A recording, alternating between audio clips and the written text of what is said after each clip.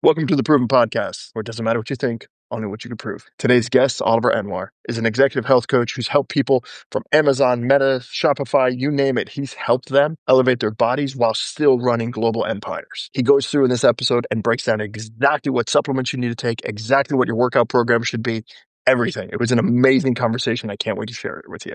The show starts now. Hey, everybody, welcome back to the show. Oliver, thank you so much for joining me. Thanks for having me, man. Really excited for this. So for the 4 or 5 people who don't know you, who are you? What do you do? What's your claim to fame? Yeah, so my name's Oliver Anwar, and I'm an executive health coach to some of the top leaders in the world. So we've worked with executives at Amazon, Meta, Tinder, Shopify, Accenture, one of the biggest news anchors in the US as well. And we're really about optimizing people's health so they can make their health a competitive edge when it comes to business and everything they do in life so they can dominate. Yeah, I love that your approach isn't just about getting healthy. It's so that you perform more effectively and you create better results. Because what people don't understand is if you're exhausted and you show up to the office, it doesn't really matter. So this is more about doing that, performing at a higher level here. And oh, by the way, you're also going to get in really amazing shape as well as a side effect of it. 100%. And what we really focus on, it's that idea of performance over everything else. And the great thing about when you focus on performance is your business top line increases, you become a better leader, but as a byproduct, you're healthier, you turn up more present, like spiritually as a person, you feel better. And that as a byproduct helps other areas of your life as well. Yeah, I think you're the only trainer I've ever heard that talks about bottom line in the first couple sentences when you're talking. So it's a very different ballgame. You're also someone who's driven by very specific metrics. Like before you Yep. even start, you're like, I'm going to go after blood work. We're going to talk about blood work. Yeah. These are things you need to do. Most people don't do that. Can you walk me through that? Yeah, absolutely. So when people run a business, everyone's data driven, right? And they focus on everything that's going on with the numbers. But when it comes to health, for some reason, people don't approach it in that kind of granular, precise way. So the way we want to look at things is, okay, what is your internal blood work saying? Because everyone's got a different genetic makeup. Everyone's got a different environment or level of stress. They're going to be affected by different things. So when we do a comprehensive blood test, we focus on kind of 4 different areas that we call this. And if anyone's got a pen and paper, they should note this down now because this is some free game that I hope you all like. So number 1, you've got your cardiovascular and metabolic health. So you're looking at your blood pressure, your triglycerides to HDL ratio. You've also got your blood sugar levels as well.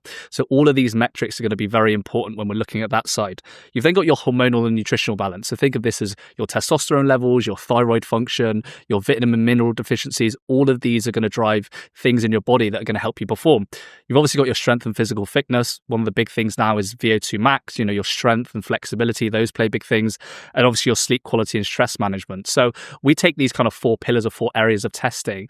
And these are the key markers if you're an entrepreneur or executive that wants to perform at your best. Now, typically a doctor will say to you, oh, well, just, check your BMI or make sure your cholesterol's not too high. These are very basic metrics when it comes to performance. And, I always say to people, well, as a CEO, you're a Formula One car, right? And you're optimized to win. So if you want to optimize to win, you've got to treat your body like that and really dive into the granular metrics that are going to help drive that. Gotcha. For those of you who are playing at home, vitamin means vitamin for us American listeners. Oh, sorry, guys. Yeah. So as you're going through some of these things and you're hitting them, there's lots of metrics that you touch that other people don't normally touch. So if someone comes in and they've got insulin resistance, for example, and their BMI is a little high, how does that change? Because getting the data is one thing. How does that change how you train people once you have that data? It's a really good question. I think the main thing is around the supplementation needs of people. So supplements are a billion-dollar industry, trillion-dollar industry. It's crazy how much money is put into that. But most people are flying blind when it comes to the kind of supplements that they need for their body. And there's one test out there called lipoprotein A, which is basically a marker for heart disease. And not many people test for this. So I went and did my bloods about 6 months ago and got a lot of testing done. Everything was completely optimized. The one thing was my lipoprotein A was not optimized. And that this was due to a genetic disposition that I didn't know that I had. It's hereditary in my family. So I started taking a supplement called Nasine. And this Nasine kind of gives you these hot flushes when you take it. But this can actually reduce the impact of lipoprotein A by like 40% if you take the right amount for a certain period of time. And my mind was kind of blown because number 1, I didn't know that I had this issue as someone that was pretty healthy and was optimized. And secondly, I didn't know that there was this amazing supplement out there that could actually reduce that likelihood of a potential heart disease or heart disease risk by 40%. So again, it's very specific and granular, if that makes sense. Yeah, it does. It's funny because we just found out that I've got some mold toxicity in me because I grew up in South Florida, so there's a lot of mold. And the one Yep. way you get out of that is you do IR. You get into infrared sauna and you do that. But Yep. unless I had spoken to a professional, they're like, "You're taking niacin as quickly as you possibly can." I was like, "Really?" They're like, "Yeah, you need to open it up. You need to have it detox out." Yep. But most people don't even know where to get these tests or how much Yep. they cost. So if you're going in, you're Yep. like, "Hey, I need this barrage of data," which as entrepreneurs and founders, we get barrages of data every single moment of every single day, and we throw temper tantrums if we don't get them. But we Yep. don't do the same thing for our body, which is just wild to me. So how Yeah. much of the test, do you recommend them all? Where do you get them? How does someone actually implement this as quickly as possible? Yeah, it's a great question. So, for a lot of guys that have their health insurance, if they have any maybe issues health wise, a lot of stuff can be covered through insurance, which is a good thing. So that's good. But also, you can get things done privately. There are companies out there called, you probably heard of Function before as well. They're very famous right now. But you can just go to a lab, and as long as you've got the list of things to do, they can price things up. And you can get these done from anywhere from sort of $150 to up to like $500 for all of the tests, and you can bundle the packs. So when you look at it on the grand scheme of things, is $500 going to be that much when you're looking at the top performance that you're looking at, or years of your life that you're going to gain back? It's a minimal amount to pay for the level of insight that you're going to get from it, if that makes sense. Yeah, it does. So how frequently do you want to take these tests? Like, say you come in month one, you get it, you find out that you're, a dying flamingo and everything's going to fall apart. Yeah. When do you then go get another test? Yeah. So for most tests, it's between 3 to 6 months to get them done. Now, what I'd recommend is if there's specific issues with something that's quite high. So, for example, like me, my lipoprotein A is pretty high. I would probably want to get that done every 3 months just to get more of a benchmark of, okay, is this improving short term, so I can then look to improve that. But if things are pretty healthy and you're not too bad in a lot of the areas, I'd say every 6 months to do that. Typically, most people, they do an annual physical, which is great. It's better to do once a year than it is to do let it go by for years. But I think the older that you get and the more serious you get about it, every 3 to 6 months is typically what I recommend. And if someone comes in and they have something with protocols and supplements and all that, how Yeah. quickly will they start seeing results? And what's realistic? Because we grew up in an age where, like, I want to take a pill, and then all of a sudden I'm 7 feet tall and I can dunk a basketball and all that. It's Yeah. not going to happen, kids. So if you're running into this situation, what's a realistic timeline? If you're like, "Hey, I'm going to start supplementing, I'm going to start doing these training exercises," how quickly do people start seeing results? It's a fantastic question. And, we have to manage expectations a lot when people come to us, because they'll be like, I've been running my company for the past 10 years. I've not been exercising. I've not been training. I want to get the body and health I want in 30 days. And unfortunately, it's not always that quick, right? When you've been beating yourself up for that long. But to give you a direct answer, 6 months typically we find is like a great period of time to get great results. And to give you an example, we had a founder come to us who was like a 9-figure founder, huge company. And a lot of his markers, I'd say about 40% of them were in the red. And it was due to the fact he'd had extra body fat. He didn't have as much muscle mass. He wasn't doing the functional activity he should have been. He wasn't outsourcing his nutrition and automating that, which we can kind of go on to. And yeah, he just wasn't in the place that he wanted to be. And one of the biggest things for him was he wasn't getting dreams at night. That was one of the biggest red flags for me, because your dreams at night are the deepest part of sleep that you need, and that's your REM sleep. And this is where your brain and cognitive function comes back. And if you're making big decisions as a founder or anybody in life, you want to keep your mental capacity at the top of your game. And he was realizing, hey, I'm leaving so much on the table. I'm still running a company worth 9 figures. Imagine how much I could be doing if I could fix this. So we put him on the protocol, and within 6 months, all of his markers were in the green, 30 pounds down. He had way more energy, more focus. And the biggest thing was he told me on one call, I'm starting to have dreams again. I'm starting to actually have these things happen. I was like, well, that's a huge breakthrough, because you're actually in a place where you're healthy now, sleep apnea have dropped and things like that. So yeah, I would say for a lot of people, like a 6-month mark, if you're on something structured, is where you can make a lot of meaningful progress. Gotcha. You mentioned a word there that I haven't heard before. It's called sleep. I'm not pronouncing it. Sleep. I don't know what sleep is. I'm an Sleep. entrepreneur. I have Oh, no idea okay, what yeah. sleep is. So, so I'm someone personally, because again, I built multiple companies, having multiple exits. We always go into the idea of, like, sleep just doesn't matter. I'll deal with it later. Yeah. And I've abused my sleep for an exceptionally long time. How, when you run into that, and this is just me being selfish, how Yeah. do you fix that? How do you start reversing that? I mean, other than there's certain hygiene that you need to do when it comes to sleep, like, hey, Yeah. set your clock at us every time, turn your internet. Like in my house, free tip for everybody. You know those little things that you have that turn lights on and off. Yep. in your house? Yeah, I Yeah. have the old-fashioned analog one that's plugged into my router. Old So school. at 9:30, it will turn off all of the internet. It's my house, it's a non-negotiable, and Nice. it won't turn back on until 7. Because what I was doing was I was going in and I'd sit there and I'd play on it. So what I've done instead is I put that literally in a locked box. Like, I cannot get to it. It's a non-negotiable. So if something's really bad, I can go to my phone, but I force the internet to go off. So I know those basic things. What are Yeah. some of the things that you found that have radically improved sleep? Fantastic question. And just before I go into that, what we always kind of preach up to our clients, and the main message we have is like sleep is the foundation of everything. And people will say, is nutrition the most important, or is exercise the most important, or supplements the most important? The number one is actually sleep, because if you think of a house, right, it's built on a foundation. Sleep is your foundation, and if you don't have that, everything comes falling down. And you know this, right? When you have 4 hours sleep, you don't want to eat healthy, you don't want to train properly, you get irritable, and everything kind of comes crashing down. So we obviously like to say that sleep is the number one. When it comes to specific things that you can do with sleep, lifestyle optimization typically has had the best ROI for people reducing their sleep apnea. So people will come to us with sleep apnea or sleep issues, and losing weight, building more muscle, actually getting a good amount of sunlight each day, and all of these things, they seem very basic, but these actually have a huge ROI when it comes to not having issues with sleep. There's also alcohol consumption as well, and alcohol consumption obviously impairs your REM and deep sleep as well, and that's why people struggle in the middle of the night and wake up and stuff like that. It's because of the fact that the alcohol is impairing their sleep quality, which is a huge one. Also, marijuana use can do that as well, and there's a lot of controversy around marijuana, right? And we have entrepreneurs that have taken it to relax and to sleep, but again, that has such a big impact on that REM sleep as well, that you might think that it's helping you relax at night, but the second and third order consequence of that is you're not getting the REM sleep that's then going to allow you to perform at your best. So those ones are huge. From a supplementation point of view, magnesium glycinate is one of the best supplements that you can actually take to aid in sleep quality. And if you follow a lot of the biohackers now, they're very much on this kind of magnesium train. Number one, magnesium.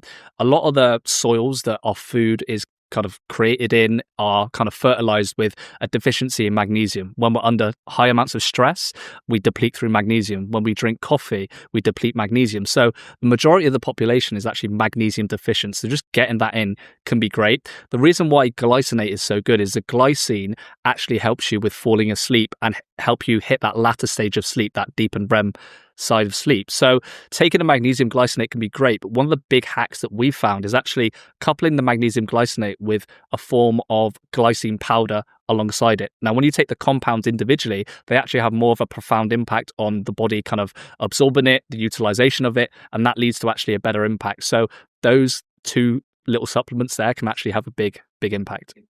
And I love that you're sharing all this. For those of you playing at home, this is not medical advice. These are just two guys talking on a podcast. So Of course, yeah.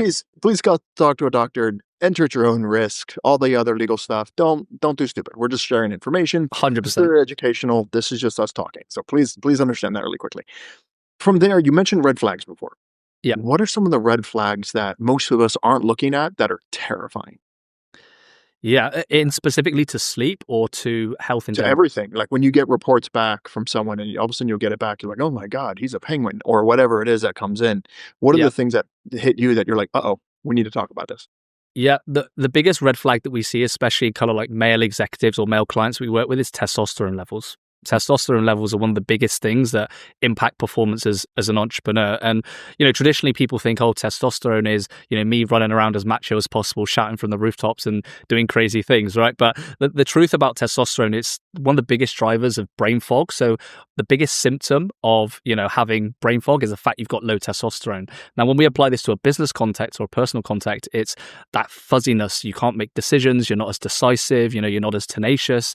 And there was actually a 2023 study that came out where it said that those people with higher testosterone are less likely to compromise in regards to the opinions of others in certain situations from a pro-social leadership point of view.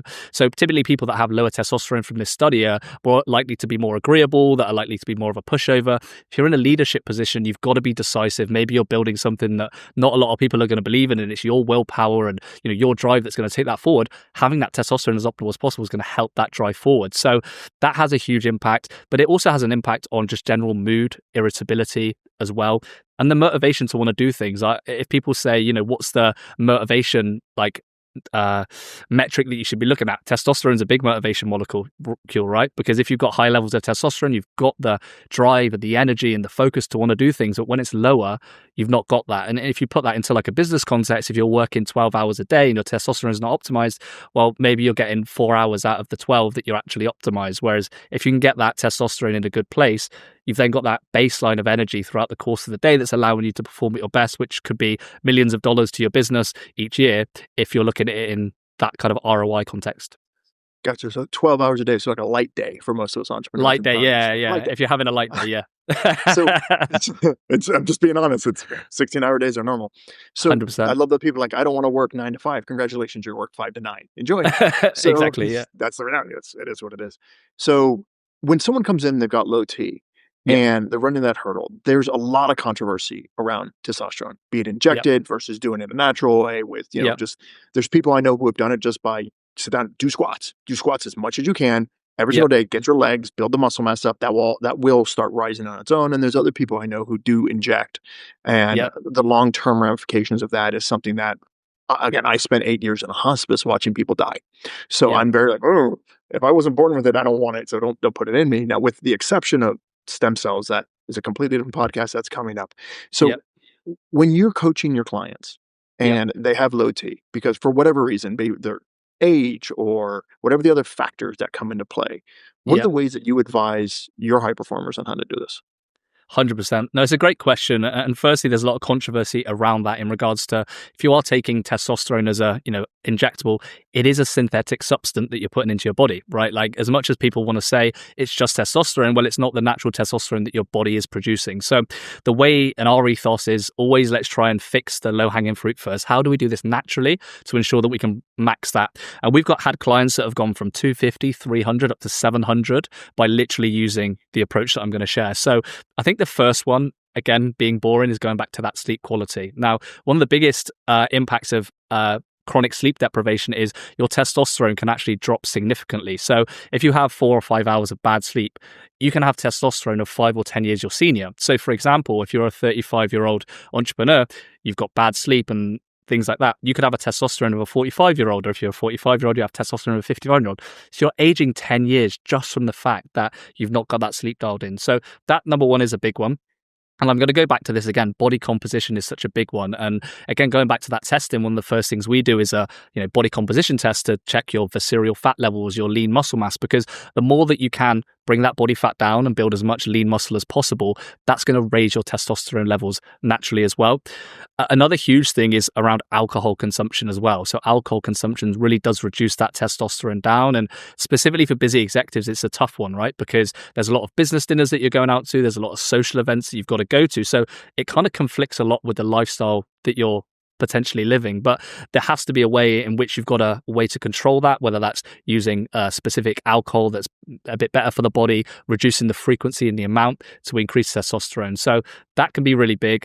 There's also foods as well. So when it comes to testosterone, you want to ensure that you're eating foods that have a decent amount of fat in as well, just to help with raising that level of testosterone naturally as well. So cholesterol isn't always bad when it comes to that as well. That can be really important. Then from a supplementation point of view, it really is recommending things around zinc, which is one of the biggest ones, magnesium. These ones will have an impact on testosterone. There's also some controversy around ashwagandha. There are some people saying that it can be good. Other people feel that it helps with testosterone. The two big things that I've seen personally is actually taking Tonkat Ali as a supplement, which is like a herb, and that really does help with naturally boosting that testosterone up. So especially if you want to go from that mid-level up to sort of 700, that can actually really help you give that boost with those lifestyle integrations as well, which is an interesting find from what we've done. So yeah. I love it. So when it comes to supplements, are all of them created equal, or there's some brands that are better versus not brand? Again, this isn't sponsored. I never take sponsors, but what are the paradigms here when it comes to supplements? Are there better ones? Are there worse ones? What is the stuff you recommend, and what should someone's daily take be, even if you've never been tested, you have no idea, and you just want to say, okay, I'm going to get the ball rolling today? What should people be buying? 100%. So just from a quality point of view, I'll tackle that first and then go into the specifics. So from a quality point of view, typically what we find is the supplements that are more regulated and actually a little bit more on the premium side tend to have a bigger ROI. So just because they've gone through more rigorous testing, it's also the fact that the way that the body absorbs those supplements is probably a lot better just for the fact that they're a higher quality. So that's a really important thing to first dissect. The second one is like, what should people start with as a baseline? Well, typically we find that creatine is a fantastic supplement, and there's a lot of news out there recently about creatine.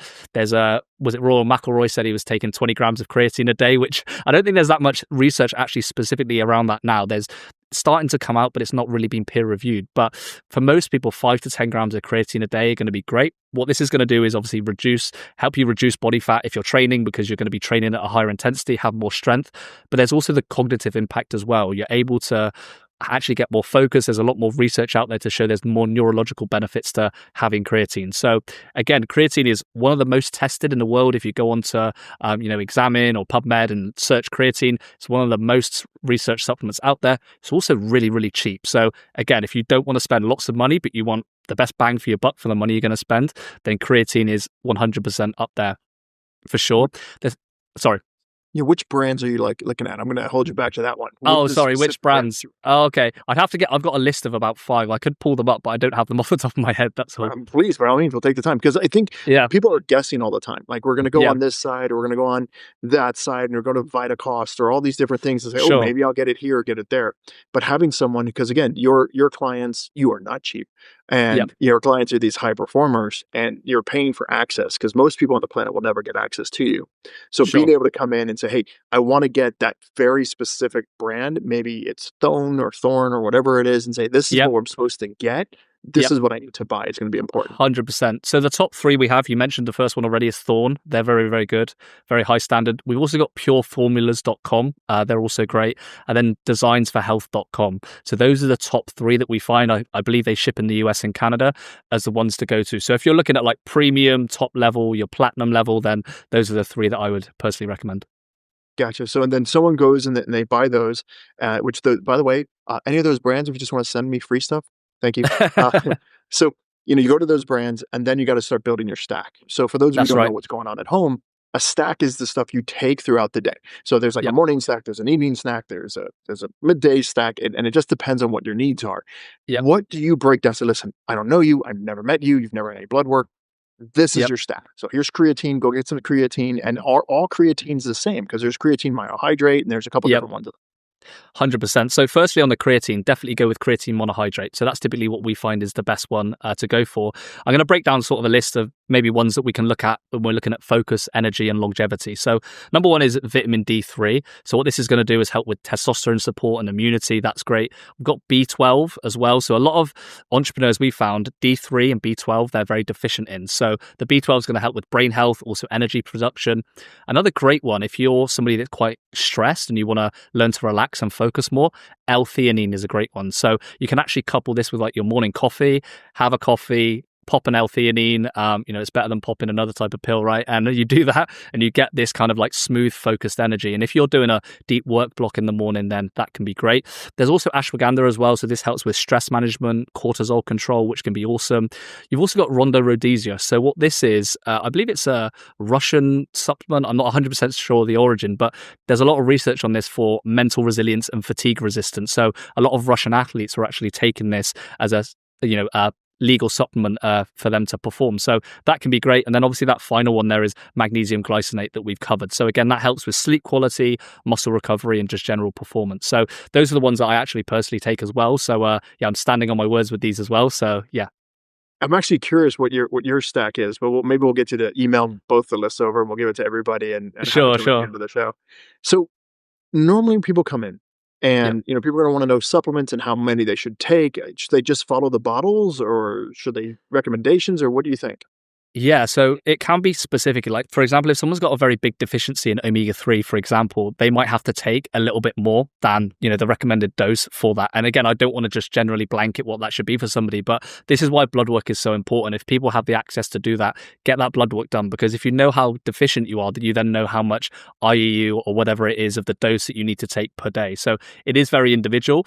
If you know, for instance, you do have a specific, deficiency somewhere, then upping that dose a little bit can help with that. But again, I don't want to give medical advice right now. Again, it's very specific to, you as a person. So yeah, a lot of the time they can help, but again, if there's deficiencies, there has to be that increase to help counteract that. So yeah, I mean, I think off camera we were talking about the best medical advice: go do as much crack, cocaine, opium, have fun, go nuts, drink it. 100%. It fixes everything. Go. I get to them. People tell me they have problems with their computers. I'm like, your computer's thirsty. Put it in the toilet for a little while. It'll never give you a problem again. Obviously, we're being smartasses. Okay, so with that said, now let's get into diet, because there's Yep. every diet found on the planet. There's vegan, and there's keto, and there's paleo, and then there's people just eat cardboard, and then there's just all these different things all over the place. Yep. When it comes to like carnivore versus vegan versus, where do you sit? We're like, listen, this is what works the best. This is what's going on, or is it dependent on what your goals are?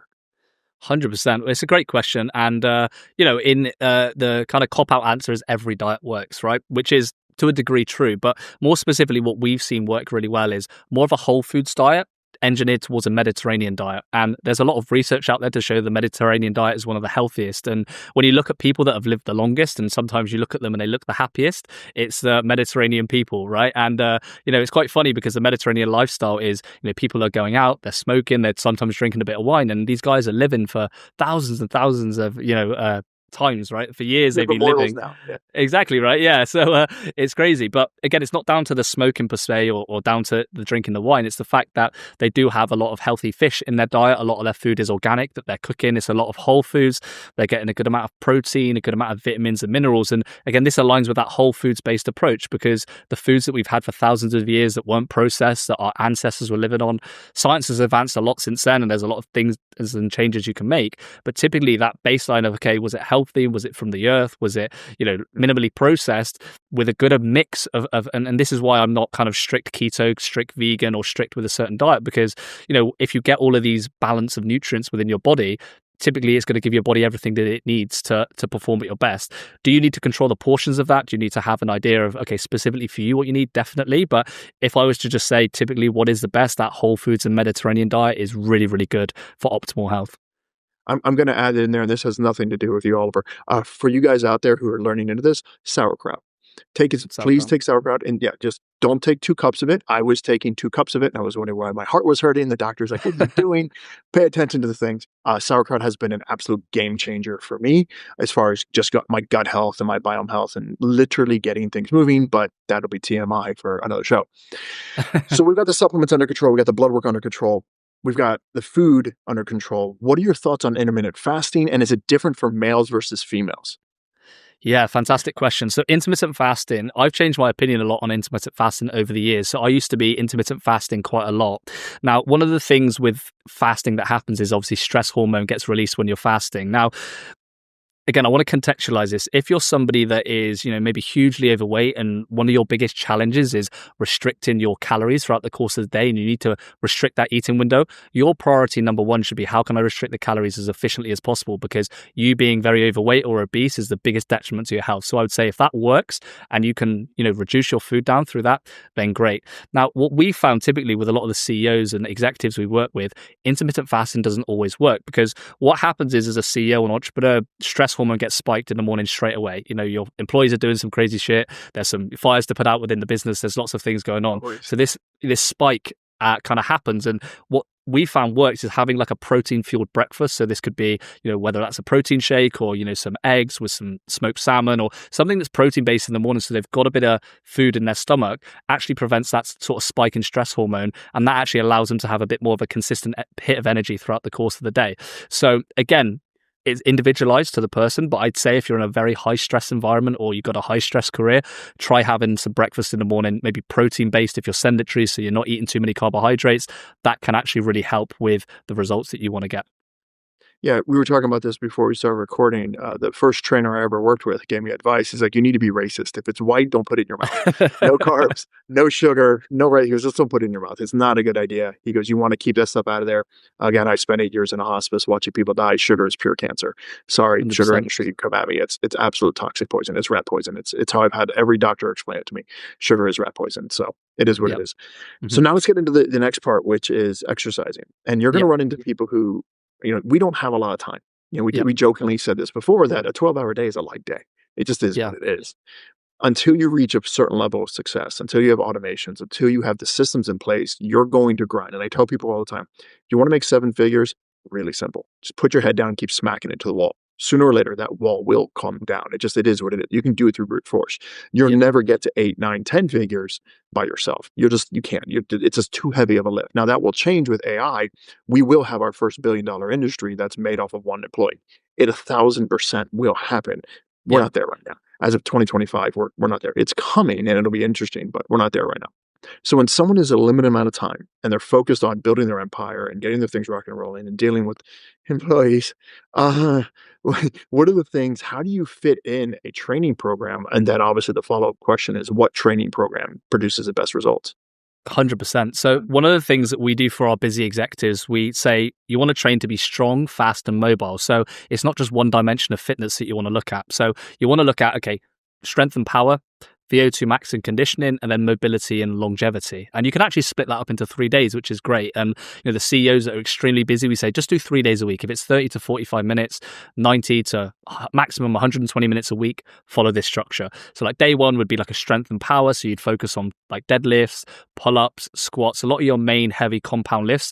That's there to build that muscle and build that strength for your body, right? That's really important, especially when it comes to longevity, fighting off disease, things like that. Then pillar number 2 is obviously VO2 max. So VO2 max is basically your aerobic capacity and what you can do and a conditioning level of stuff. And you obviously know this as a triathlete and what you do. But the great thing about this is the higher your VO2 max, again, that helps you with, how long you live. And also it helps with bringing down that resting heart rate. And heart rate is again linked to that longevity, right? So things like sled pushes, rowing machines, if you want to hit a boxing bag, assault bike sprints, if you don't want to injure your knees, things like that, that can be a great like day 2 workout. And then day number 3 would be that mobility and longevity. So you can do some things with resistance, kettlebell strings, swings, Jefferson curls, things like that, but also like hip openers. If you sit at a desk a lot, you want to ensure that you've got that hip mobility. That's really important. And then just some static stretching as well. And then when you look at it from these 3 dimensions, you've got strength, which is longevity and muscle retention, VO2 max, that's that energy, that cardiovascular energy, and then mobility is that pain-free movement and injury prevention. So you're hitting all angles with this at like 90 minutes a week. So if I was to build a plan for busy people, it would look like that. So I'm not going to let you get away with just saying those broad things. How many sets? How many reps? What are the things? Let's get into it. Let's get granular. I like it. I like it. How Yeah. do we? If we're going into it, there's this idea that you should go till failure, which is Yeah. adorable, and then you're going to hurt yourself. So what is Yeah. the ways that you should be doing it? And then when it comes to one of the training that I love to do, it's just something called HIIT training. Yeah. I love it more than I could possibly tell you. And the way that I integrate it is I integrate my cardio with my strength training.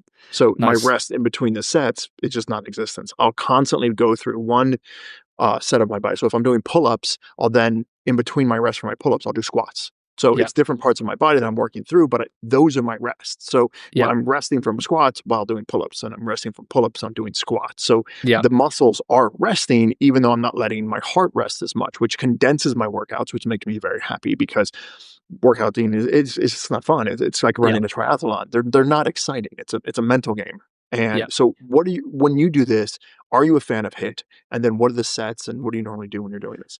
Yeah. So to answer that, like when you do the strength and power sessions, like the way that we recommend that is maybe you should take a little bit of rest between your sets. So think of this as more, not a bodybuilding split, but more of like, okay, I want to maximize this day for how strong and powerful can I get. Now, if you're jumping between exercises, you're not going to max out, and not that you need to max out, but you're not going to be able to progress your strength because what's going to happen is your body's going to be so fatigued, you're not going to be able to hit those next sets with as much effort. Now, when it goes to the VO2 max in conditioning, 100%, if you can have more minimal rest, great, you get that heart rate up, that aerobic kind of conditioning is going to come through. But when it comes to that strength and power, try and give yourself a minute, 2 minutes between, sets. That might mean that you do less sets, but when you're doing those sets, they're going to have a higher ROI because you're going to be able to lift heavier, you're going to be able to progress more. And that's the key when it comes to, okay, what should I do when I look at the principles of my training? How do we get more done in less time? So, doing that is more weight typically, right? If we're doing a set that takes 30 to 45 seconds, if we can do a heavier weight on that, that's going to progress our strength up much more.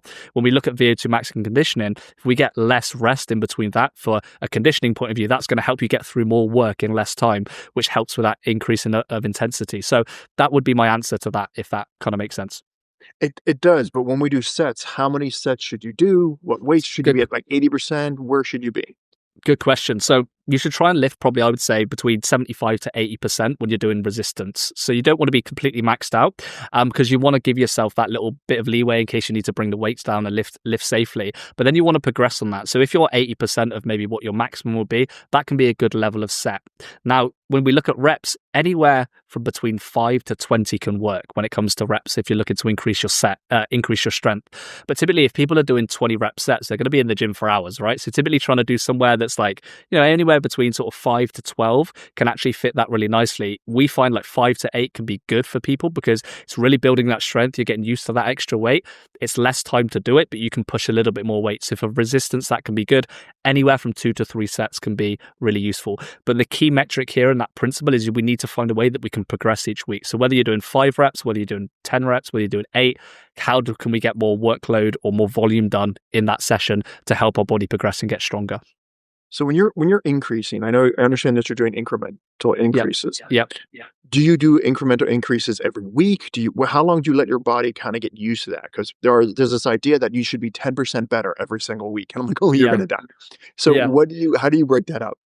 Really good question. So if you're somebody that's new to training, it should be quite easy for your body to do linear progression. Now, what linear progression means is if I go in and I do a bench press this week at 100 pounds, well, next week you should actually be able to do a little bit heavier, and you should be able to add more weight to the dumbbells you're using, the machine you're using, the dumbbell, because your body is kind of quite desensitized or detrained. So the stimulus that you give it, your body's going to respond really well to that.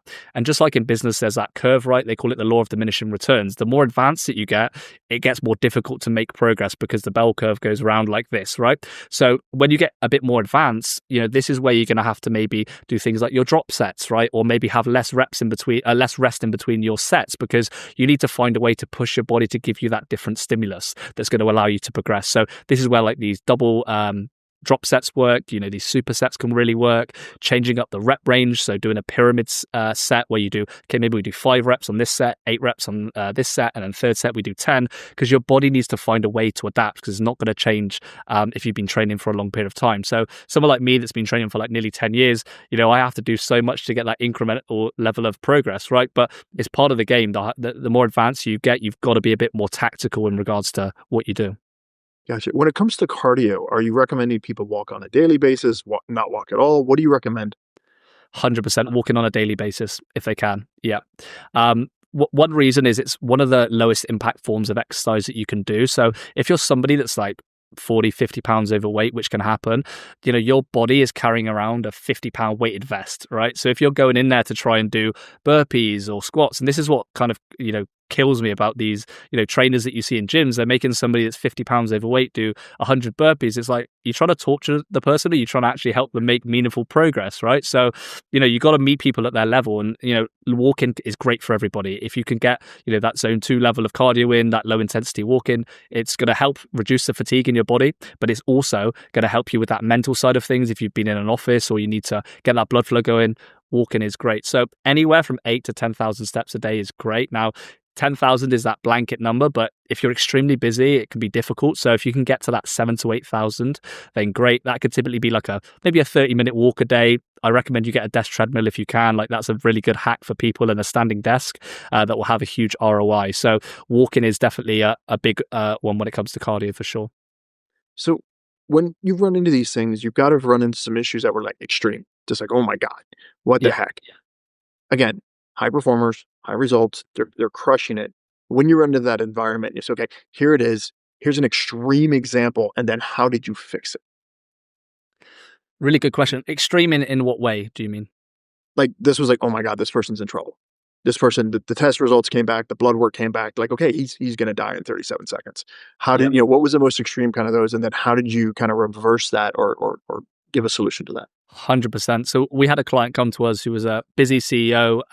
He's about 45 years old, family and kids. And on the first call that we had together, he said to me, I've got this stress build up in my neck. And every time I turn my neck, it's like this excruciating pain that I get. And he was getting out of breath, very easily. His sleep was terrible. So we actually got a test. We did some bloods, and then we found that like his blood pressure was 212/96. So he was actually on the verge of having a heart attack due to all of this amount of stress. And one of the biggest things that we actually found for him, number one, was actually walking. So walking a lot during the course of the day helped him drop a lot of weight to do that. We also got him into some resistance training to start, and this was just in this home gym that he had, so that helped him a lot. And then actually transitioning that into a little bit more of like a hit-based workout. So as he got fitter, started to do more of that cardiovascular stuff. Now, what happened is he got down to 130/70 in just 6 months, which was crazy. And he dropped over 20 pounds, got his sleep back into a good place. But it really just came from those small habits and then increasing what we did to then bring that health back into where he wanted it to be. Is there ever a time that you do recommend kind of the synthetic stuff, be it testosterone peptides, any of that stuff? Is there any like, yeah, we need to inject you with some magic sauce? Is there ever a time that you run to that, and what are those times if they are?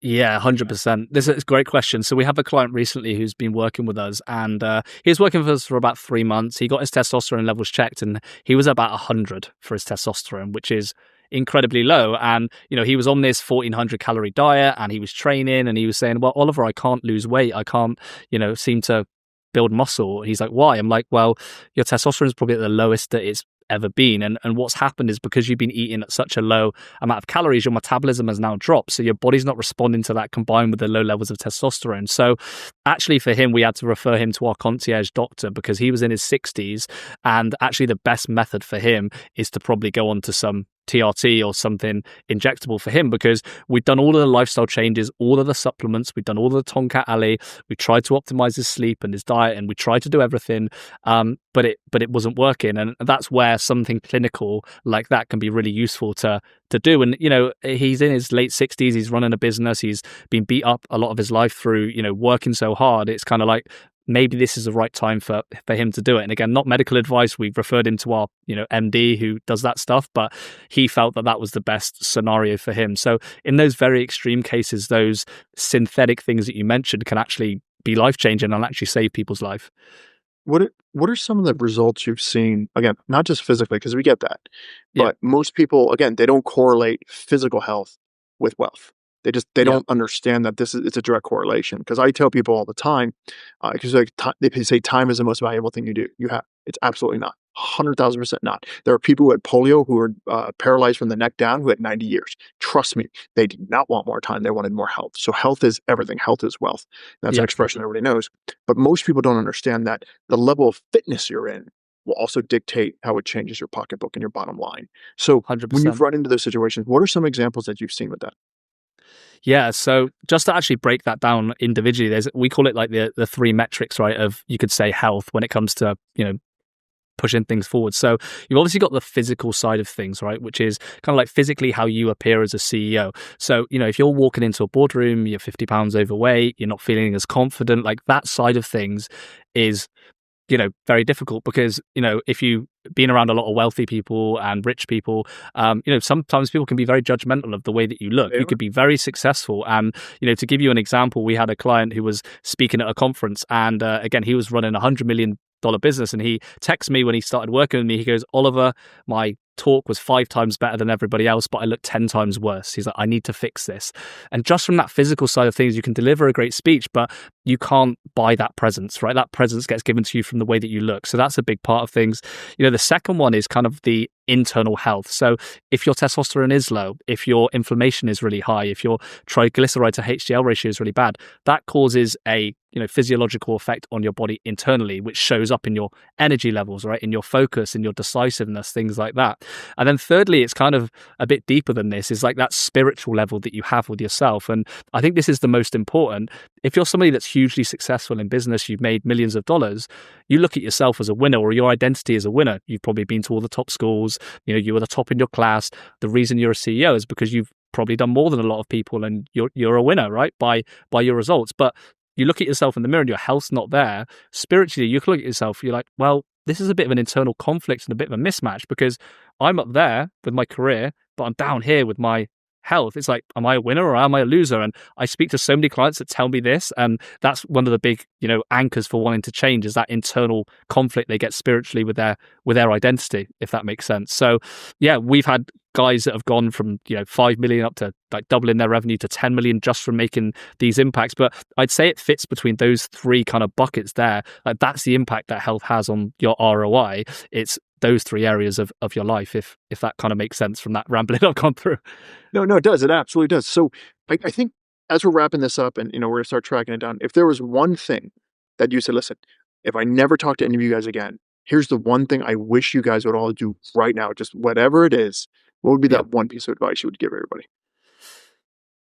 The one bit of advice I would say to people is try and get your body fat percentage and your muscle mass to a healthy level. Now, the reason I say this is because a lot of the problems that you're feeling will get fixed by having less body fat and having more muscle mass. Right? We look at it from an appearance point of view, but also from an energy point of view. Right? Your sleep is going to improve. Your day-to-day habits are going to improve. You're going to be less reliant on stimulants and other things to get yourself through the day. You're going to have longevity to live longer, which means the quality of your years are going to improve, but so is the length of your years. So a lot of these fall into that bucket of, okay, if I can just really fix that body composition, a lot of my health issues internally with the blood work will actually be shifted from doing that. So that would be my number one bit of advice to a lot of people. What is the fastest way to radically increase your body, your muscle mass? Resistance training. So so a lot of people don't know what that means. Like what Yep. specific resistance training? Yep. So I would recommend going and doing like a full body resistance workout 3 times a week. So you could do full body on Monday, full body on Wednesday, and full body on Friday. Now, the first list of exercises, I'd maybe do 4 to 6 exercises depending on the time. The first 3 should be focused on compound movements. So what they are things like your squat, like your deadlift, like your pull-up, or variations of this that you can do on machines or whatever you've got access to. You can even do that body weight because this gives you the most bang for your buck. And what I mean by that is multiple muscle groups trained per exercise. So instead of just doing bicep curls and training one muscle, if you do a squat, it trains so many muscles in your body. Again, a high ROI in your time, which is the key thing for I know the guys listening. And then with that, you want to throw in some isolation movements again that are more high ROI as well. So maybe 1 or 2 kind of muscle groups are trained with that. This can be dips, this could be Bulgarian split squats, they could be like a bicep or Zootman curl, which does you kind of like your biceps and your shoulders. That can be really great, and progressively train with that. Now, if you couple that with a high amount of protein and a good amount of sleep, you will build a very good amount of muscle in a short period of time. So that is typically for people that are time pressed, what I'd recommend. So when we talk about protein, Yep. should you have is it like 0.8 grams for every pound, or what do you recommend is that correlation? Yeah, so it actually is 0.8 per lean body mass, so lean muscle that you've got. So a lot of people say, oh, it's 1 gram per pound. So if you're a 220 person, you should have 220 grams of protein. That's typically on kind of like the bro bodybuilder side. Like the actual science is 0.8 per lean muscle mass. So it's not even 1 gram. But again, you're probably going to get a better ROI if you overeat on protein. So this is why it's like if somebody has a higher protein amount, as long as you're not getting any issues with your kidneys or your digestion, eating more protein is probably going to have a higher ROI in your life than eating more carbs or fats. So again, prioritizing protein is good, and a higher amount is great, but just try and split that up consistently throughout the course of the day. Now, the reason being is because your body can only metabolize like around 30 grams of protein at a time. Now, a big myth that people say is like, well, I ate 50 grams of protein, I've lost 20 grams of protein, I can only do 30. Well, the truth is, it just means your body's not metabolizing it right now. So if you eat, let's say, 50 grams at lunch, your body metabolizes 30, and then that extra 20 grams is then metabolized throughout the rest of the day. So it still gets utilized, but just from a digestion point of view, that can be really useful. So that's definitely a tip for people.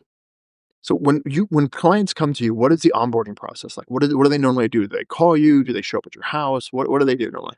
Yeah, really good question. So everything we do is online and remote. So we typically do like a performance audit first, which is a call to get people onto the call. And then once we've done that and they've kind of joined the program, we do a kind of rigorous health audit and onboarding. So what this looks like is booking them in for, their health tests, or if they've done some recent bloods with all the metrics we need, going through that. Get them booked in for a DEXA scan. So this measures bone density, visceral fat, their muscle mass, and then doing a full kind of lifestyle audit with that. Now, from that, we then actually build out a custom approach based on their biomarkers, based on their visceral fat, based on if they've done some VO2 max testing as well, and then structure it around that. And we have partners with lots of labs all over the US. So whichever city you're in, whether that's, Vegas, New York, Los Angeles, we find somewhere local, you can get that done. There's even home labs that you can get done as well. And then we get those tests back and we can start building out that structure. So that's what it looks like to get started, if that makes sense. Perfect. 2 more questions. Sure. When it comes to VO2 max, what is Yep. the best and fastest way to radically increase your VO2 max? So you've probably heard of this before. It's a 4x4 training. Have you heard of this before? Like the Norwegian training? Yeah. So again, this can be quite torturous for people. So a lot of our clients don't like it if we give them this type of training. Yeah. But again, things like, sprints can be good. Assault bike things can be good as well. Just trying to get that heart rate up as high as possible and make it maximal. But what I always say to people is, sustainability is really the number one thing. And, most people fall off with their health because they're not consistent and they don't like what they're doing. So if I'm torturing someone with a 4x4 and they stick to it for a week, I'm not helping them. I'm not helping me or my business by making someone hate it. But typically, like, that kind of training could be really good. But again, if you want to optimize for, sprints, assault bike, rowing, all of those can be really good. So let's save people some Google time here. Explain what a 4x4 is to them. Oh, a 4x4 training. Uh-huh. So, okay, so 4x4 training. So, with the 4x4 training, one second, I've had a mind blank. It's okay. No, it's all right. So 4x4, for those of you guys who are not playing at home, it's one of those things that you will invent new curse words as you go through it. So just please understand, if you're doing 4x4 training, you will hate your trainer. I remember the first time I ever met the guy who created P90X, a guy named Tony Horton. Tony's a great human being. The first time I met him, I'm like, oh, good, now I can curse at you in person. And he started laughing. I go, dude, I have cursed at you for years because I did P90X multiple times. So when you're doing a 4x4, it's creating this, it's kind of like box breathing as well. So everything's done in a very specific way. So 4x4, go for it.